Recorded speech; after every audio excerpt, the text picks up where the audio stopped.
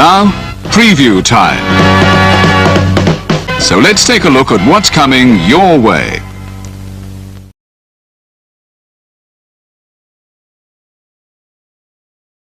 And now for a taste of things to come.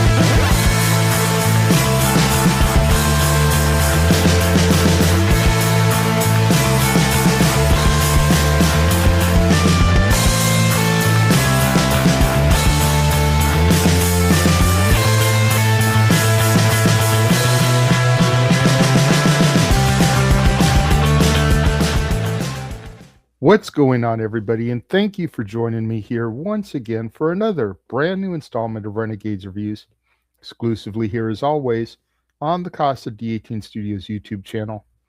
I, of course, am your host, the Renegade J.J. Williams, thanking each and every one of you for coming back and joining me here in the theater.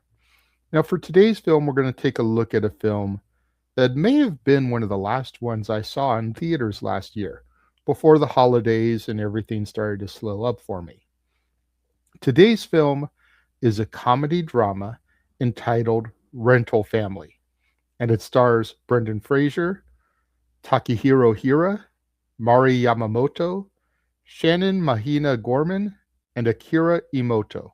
And I apologize if I got any of those names wrong.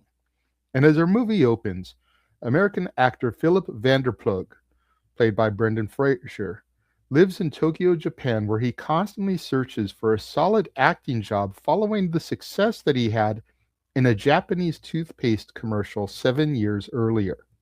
He is stuck taking minor roles until he is hired by Rental Family, a company owned by Shinji, played by Takehiro Hira, that provides actors to play stand-in family members and friends for strangers.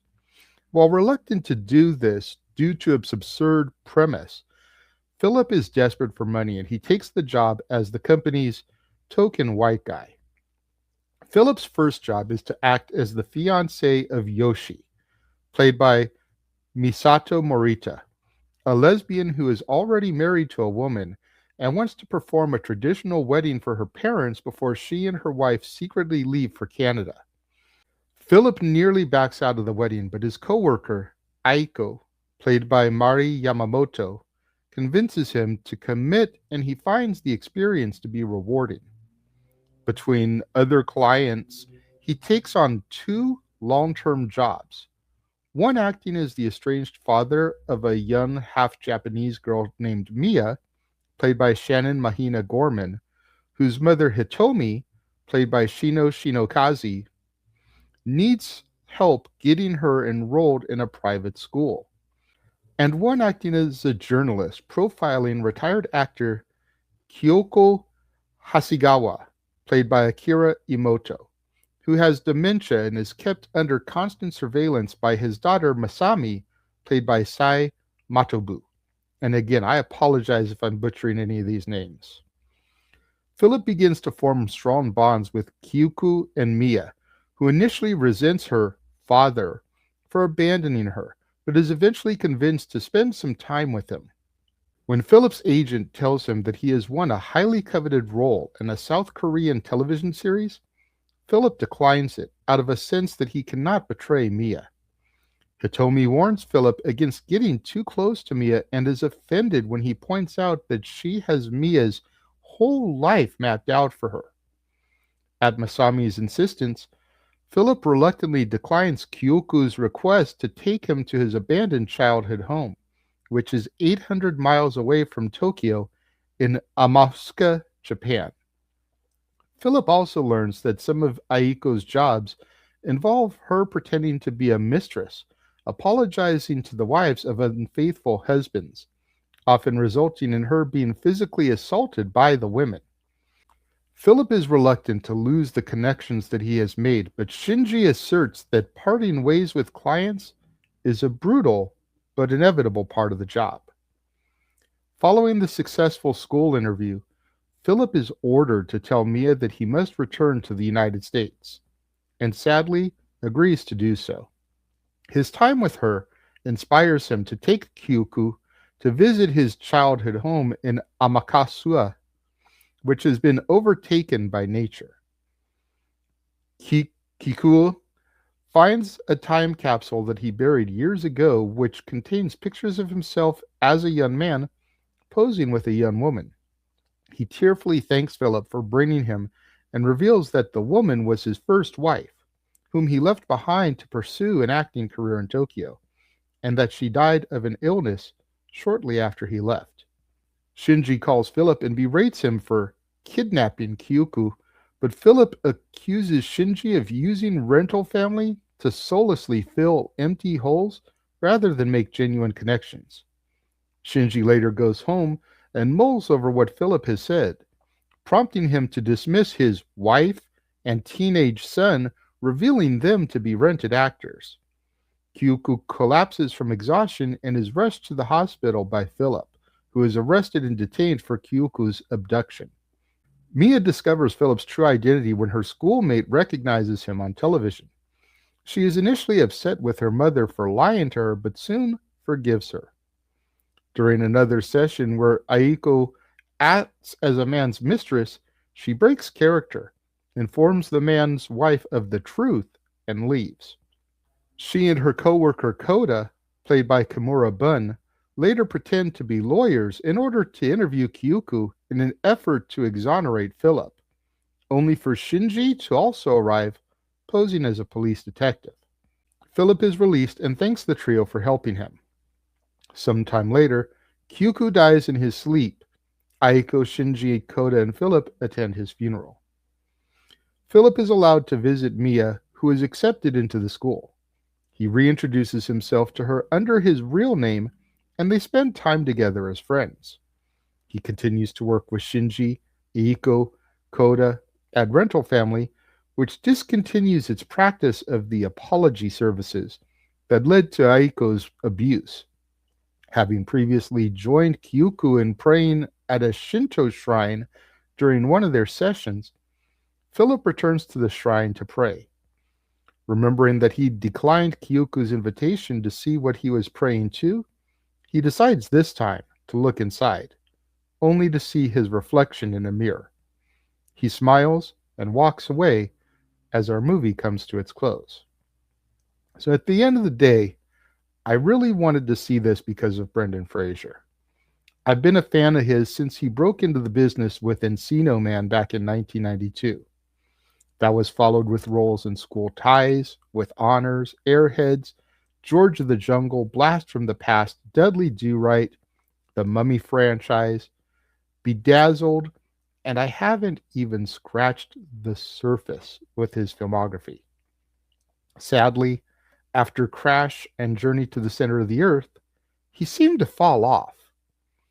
He reemerged with The Whale in 2022, which actually earned him the Best Actor Oscar. And while I enjoyed the goofy side of Fraser, I did enjoy this more serious offering from him. I also enjoyed the premise where someone may be missing somebody from their life so much that they hire somebody to portray that person in order to fill a void. It may seem ridiculous to some, but to me, I found it fascinating. When it comes to my rating on Rental Family, I give it 3.5 out of 5 stars. But tell me, what do you guys think of Rental Family? Have you seen it? Do you want to see it? Let me know. Leave your thoughts in the comments below. Let's have that conversation, that discussion, that debate, that discourse, that interaction, that engagement that I'm always trying to get out of you, my loyal viewers. Make sure you guys leave a thumbs up on this video and a comment of some sort, as it does help boost my visibility in YouTube's algorithms and therefore recommends my videos to other people who may like movie review content that have never discovered the Casa D18 Studios channel. And until next time, when we return here to the theater for another brand new episode of Renegades Reviews, exclusively as always on the Casa D18 Studios YouTube channel. I have been your host, the Renegade JJ Williams, thanking each and every one of you for joining me and tuning in today, and I will catch you guys next time.